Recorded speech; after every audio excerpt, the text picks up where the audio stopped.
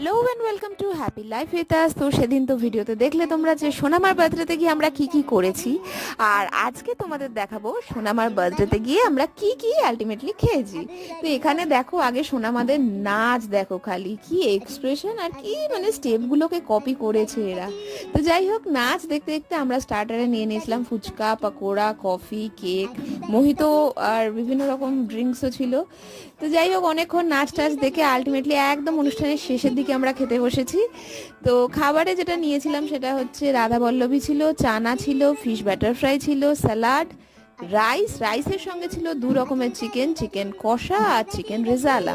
এছাড়া ছিল চাটনি, পাঁপড়, মিষ্টিটা আমি আর ইউজুয়াল খাইনি, আর ছিল আইসক্রিম। তো খেয়ে দিয়ে উঠতে আমাদের অনেক রাত হয়ে গেছিল। গুনগুনকে একটুখানি মুখে খাবার টেস্ট করাচ্ছিলাম। তারপরে ফাইনালি এইভাবে সোনামার বার্থডেটা শেষ হলো। চ্যানেলটাকে যদি ভালো লেগে থাকে অবশ্যই সাবস্ক্রাইব